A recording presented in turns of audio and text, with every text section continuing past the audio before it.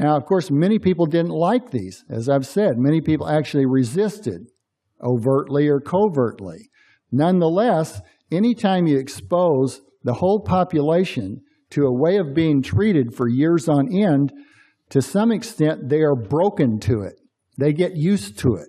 It no longer comes as a complete shock to them if it's imposed on them. They've been there before.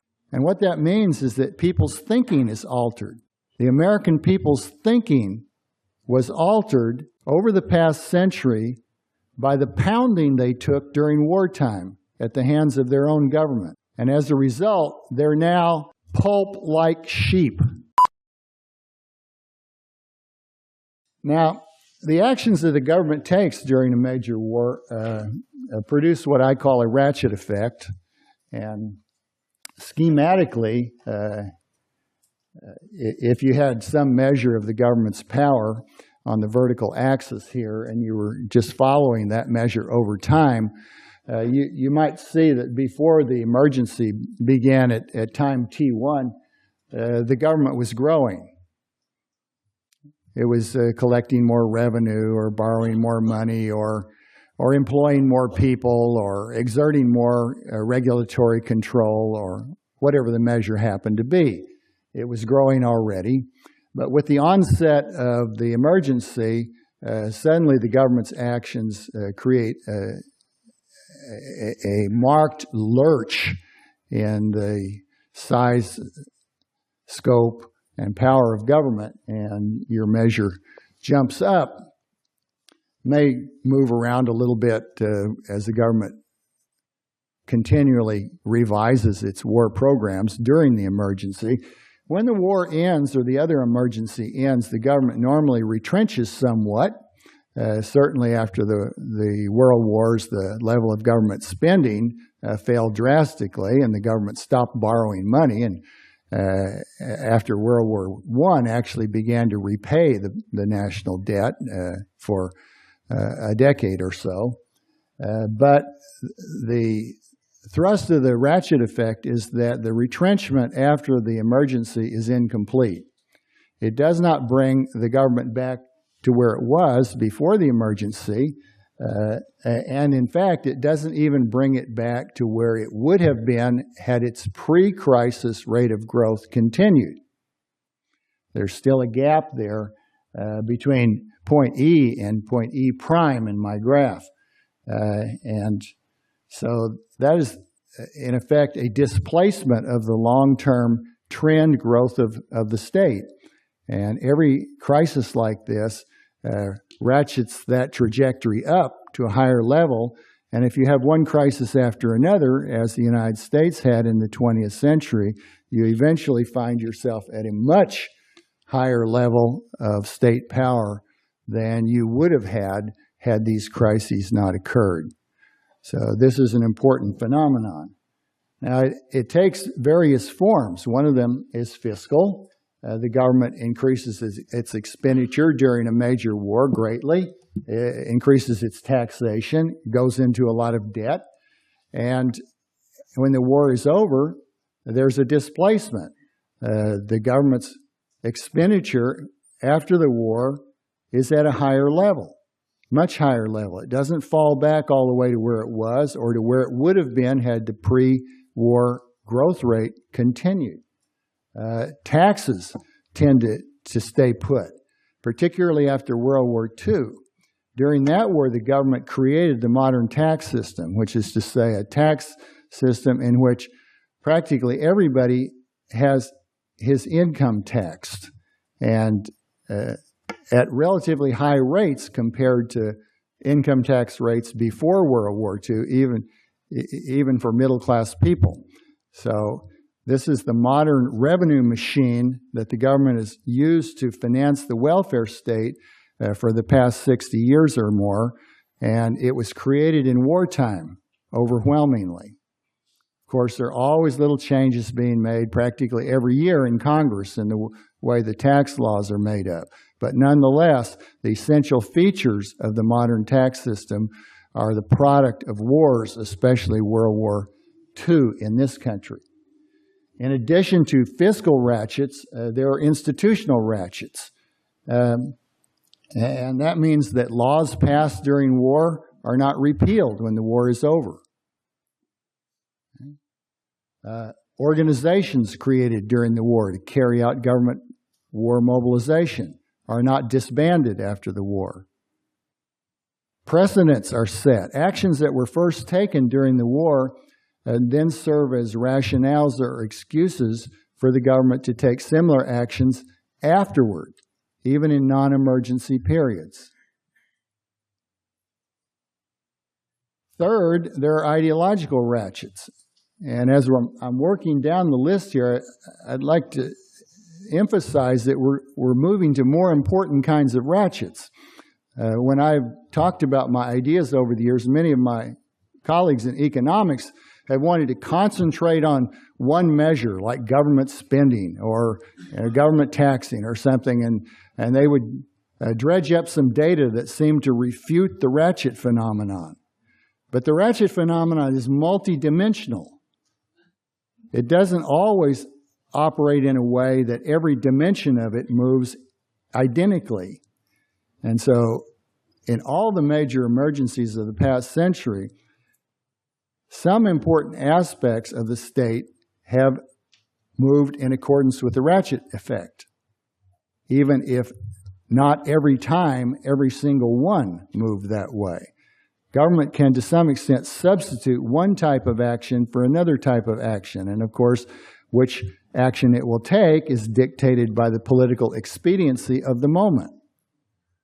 So the ideological ratchets have been vitally important because these great wars accommodated people to governments taking extraordinary actions, particularly extraordinary actions to control the economy and to suppress civil and personal liberties. Now, of course, many people didn't like these. As I've said, many people actually resisted, overtly or covertly. Nonetheless, anytime you expose the whole population to a way of being treated for years on end, to some extent they are broken to it. They get used to it. It no longer comes as a complete shock to them if it's imposed on them. They've been there before. And what that means is that people's thinking is altered. The American people's thinking was altered over the past century by the pounding they took during wartime at the hands of their own government. And as a result, they're now pulp-like sheep, where 100 years ago, many more people were jealous of their liberties, were suspicious of the government, were unwilling to tolerate certain government actions. Very few people now take that attitude toward extraordinary government actions. Our history has made us a different people. And that's a very, very sad development in our case.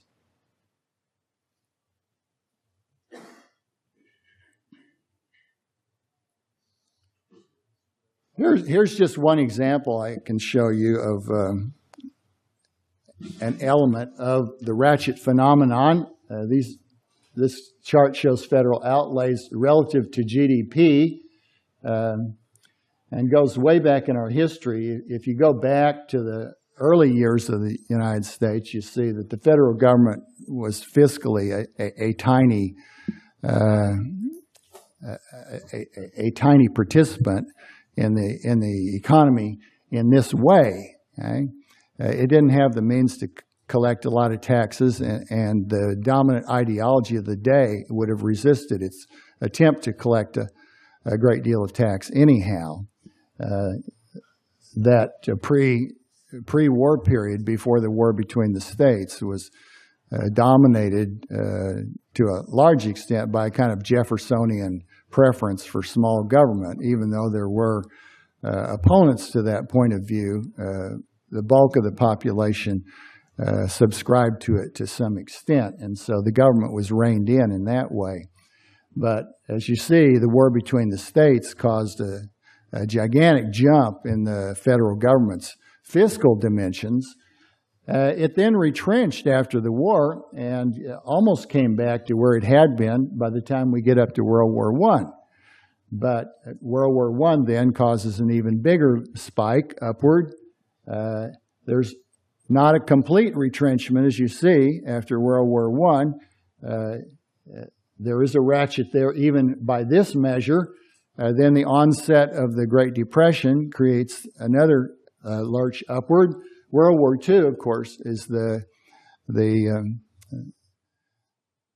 by far the largest of any such lurch. Never before or since was the state such a dominant actor in the economy and in the society, for that matter. So again, there's a ratchet effect, even in spending. And with the onset of the Cold War, there's another ratchet upward. And then recently, there's been a substantial jump up as a result of the recession. Yes, sir? Is this only federal level or at all levels of taxation? This chart is only for federal, but you can see some ratchets at other levels of government. Not so much in fiscal measures as in things like measures of government authority. For example, during World War I, while the government set out to prosecute people for sedition, for criticism of the government, of the armed forces, of the flag, of everything, there was a statute passed in 1917 called the Espionage Act, and it was amended in 1918 by something called the Sedition Act. The Sedition Act was probably the most tyrannical piece of legislation in our entire history. It forbade any form of opposition to or criticism of everything the government was doing and its emblems, the flag, the uniform of the armed forces, you name it. And many, many people were sentenced to long prison terms for violating the Sedition Act. Every state passed a Sedition Act of its own at the same time. And that set a precedent for later state actions, and in some cases these statutes at the state level were kept. They were not repealed. Yes, sir?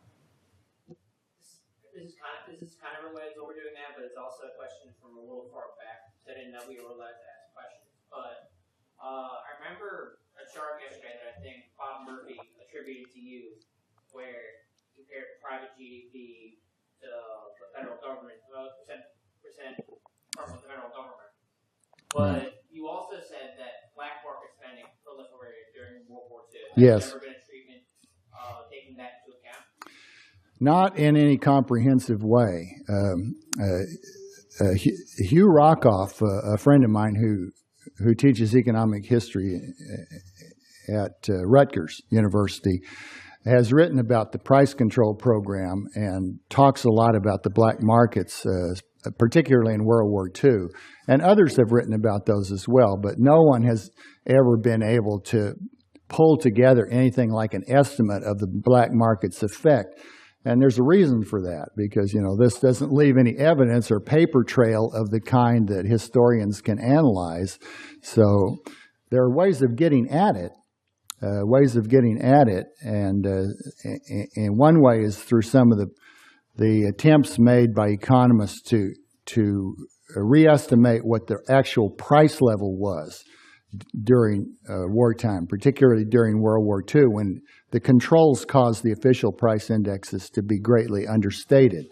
And Milton Friedman and Anna Schwartz, in their book on monetary trends in the United States and the United Kingdom, have an interesting way of trying to estimate what the actual price level was during the war.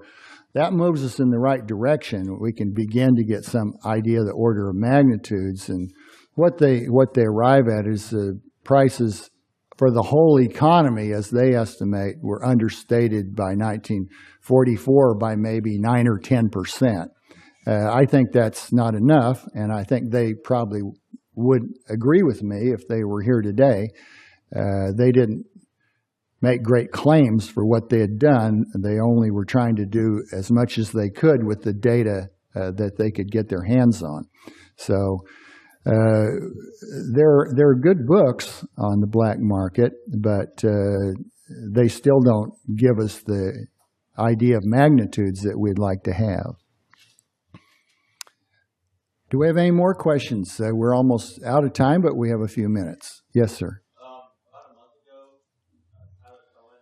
I don't think it's war propaganda, and even in that article, Tyler goes out of his way to say he's not proposing that we go to war to promote technological change. And I don't think it's economic illiteracy either. I think Tyler likes to do things like that because they have a kind of superficial cleverness, and they seem to, go against what anyone would think, including a well-trained professional.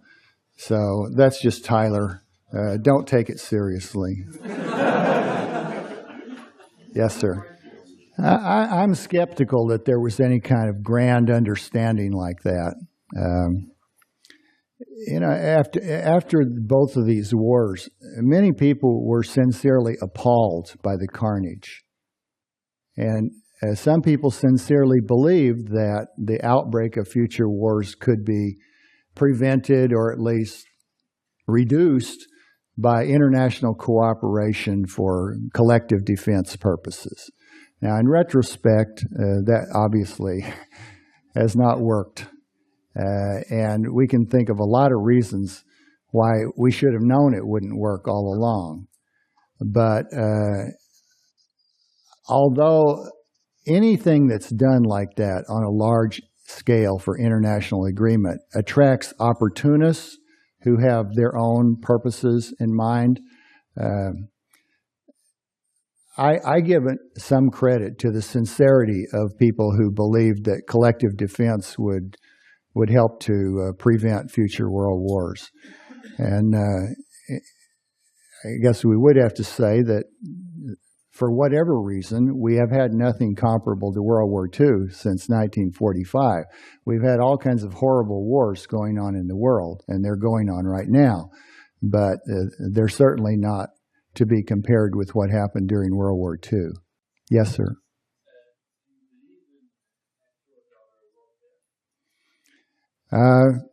Well, this again, I don't believe in warfare so much as I believe that there are a lot of people with their interests at stake, and they're trying to use whatever powers they can grasp to serve their purposes.